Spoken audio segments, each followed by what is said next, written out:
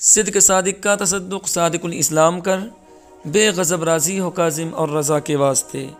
ہماری YouTube channel KT media کے جملہ ناظرین، السلام علیکم ورحمۃ اللہ تعالی وبرکاتہ۔ میں امید کرتا ہوں کہ آپ حضرات بفضل خداوند عالم خیر و عافیت سے ہوں گے۔ محترم حضرات، میں حضرت سیدنا امام جعفر صادق رضی اللہ تعالیٰ عنہ کے بارے میں کچھ تبصرہ کرنا چاہتا ہوں۔ آئیے دیکھتے ہیں کہ ان کا اسم گرامی کیا تھا، ان کی کنیت اور ان کا لقب کیا تھا، اور ان کی دو مشہور کرامتیں بیان کروں گا انشاءاللہ۔ تو آئیے ان کی تاریخ پیدائش کے بارے میں بتاتے ہیں آپ کو۔ حضرت سیدنا امام جعفر صادق رضی اللہ عنہ کی ولادت بسعادت 17 ربیع الاول بروز پیر کے دن 80 ہجری یا 83 ہجری مدینہ شریف میں ہوئی تھی۔ آپ حضرت سیدنا امام محمد باقر رضی اللہ عنہ کے بیٹے ہیں اور حضرت امام زین العابدین رضی اللہ عنہ کے پوتے اور شہید کربلا حضرت سیدنا امام حسین رضی اللہ تعالی عنہ کے پر پوتے تھے۔ آپ کا اسم مبارک، کنیت اور لقب: آپ کا نام جعفر بن محمد، کنیت ابو عبداللہ ابو اسماعیل، اور لقب صادق، فاضل اور طاہر ہے۔ آپ کی کشف و کرامت کے بارے میں کیا کہنا؟ ایک مرتبہ آپ زیارت حرمین شریفین کو تشریف لے جا رہے تھے۔ رستے میں ایک کھجور کے درخت کے پاس قیام فرمایا اور چاشت کے وقت اس درخت سے آپ نے کھجور طلب فرمائی۔ فوراً سرسبز شاداب ہو گیا اور ساتھ ہی تازہ کھجور بھی پیش ہو گئی۔ ایک اعرابی نے جب اس عظیم کرامت کو دیکھا تو وہ دنگ رہ گیا اور کہنے لگا کہ یہ جادو ہے۔ آپ نے فرمایا کہ یہ جادو نہیں، اس لیے کہ اللہ رب العزت نے مجھے وہ قوت عطا فرمائی ہے کہ اگر میں دعا کر دوں تو ٹھیک ابھی تیری شکل کتے کی شکل ہو جائے گی۔ صرف اتنا کہتی ہی وہ کتے کی شکل میں تبدیل ہو گیا۔ اعرابی نے یہ کیفیت دیکھی تو بہت پریشان ہوا اور شرمندہ ہوا اور معافی مانگنے لگا۔ تو آپ نے اعرابی پر رحم فرمایا اور پھر دعا فرما دی تو وہ اپنی اصلی حالت پر ہو گیا۔ اسی طرح ایک شخص نے آپ کی بارگاہ میں یہ مشہور واقعہ حضرت ابراہیم علیہ السلام کا بیان کیا۔ حضرت ابراہیم علیہ السلام نے 4 پرندوں کو ذبح کیا اور اس کا گوشت ریزہ ریزہ کر کے آپس میں ملا دیا اور پھر زندہ فرما دیا تو وہ تمام زندہ ہو کر اپنے اپنے سروں سے لگ گئے۔ اس سوال پر آپ نے ارشاد فرمایا کہ کیا تم دیکھنا چاہتے ہو؟ اس نے جواب دیا، ہاں ابن رسول۔ آپ نے فرمایا ایک طوطا، کوا، باز اور ایک کبوتر کو حاضر کرو۔ 4 پرندوں کو آپ نے ذبح فرمایا اور ریزہ ریزہ کر کے سب گوشت کو آپس میں ملا دیا۔ پھر آپ نے ایک کے بعد ایک کو آواز دی، سب کے سب زندہ ہو گئے۔ سبحان اللہ۔ اب آئیے کنڈے کے بارے میں جاننے کی کوشش کرتے ہیں۔ ماہ رجب المرجب کی 15 تاریخ کو جو کنڈے پکائے جاتے اور پوریاں بنائی جاتی ہیں، ان کی بعض باتیں تو ٹھیک ہیں اور بعض غلط۔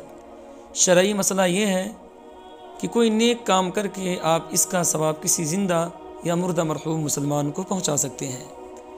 اس مسئلے کی اصل یہ ہے کہ انسان اپنے نیک عمل کا ثواب، نماز ہو، روزہ ہو، صدقہ خیرات ہو یا اور کچھ، اہل سنت و جماعت کے نزدیک دوسروں کو پہنچا سکتے ہیں۔ رسول کریم رؤوف الرحیم صلی اللہ علیہ وسلم سے روایت ہے کہ آپ نے 2 چتکبرے میڑوں کی قربانی کی، ایک اپنی طرف سے اور دوسرا اپنی مسلمان امت کی طرف سے۔ کنڈے بھی ایک صدقہ ہے جس کا ثواب حضرت سیدنا امام جعفر صادق رضی اللہ عنہ کو پہنچایا جاتا ہے، لہٰذا ثواب کا کام ہے۔ لیکن بعض جاہل عوام عورتیں بیہودہ باتیں کرتی ہیں اور قید لگاتی ہیں، جیسے صرف کنڈے ہی پر فاتحہ ہوگی، جس جگہ فاتحہ ہوئی ہے وہیں پر کھا سکتے ہو، دوسری جگہ نہیں۔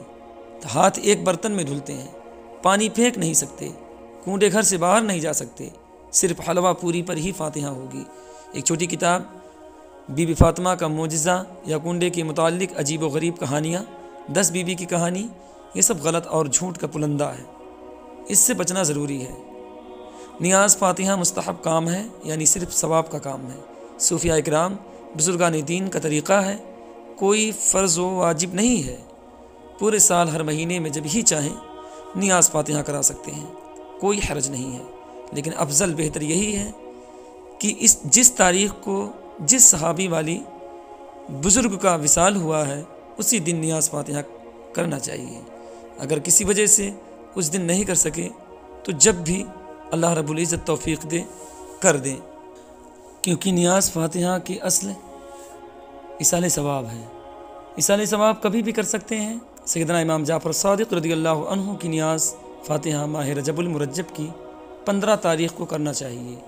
اگر 15 تاریخ کو نہیں کر سکے کسی وجہ سے تو پورے مہینے کبھی بھی کر سکتے ہیں اور ہر حلال جائز چیز پر کر سکتے ہیں۔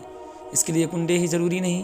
آپ کو یاد رہے اسی ماہ رجب المرجب کی 22 تاریخ کو صحابی رسول پوری امت کے ماموں حضرت سیدنا امیر معاویہ رضی اللہ عنہ کی بھی نیاز فاتحہ کریں۔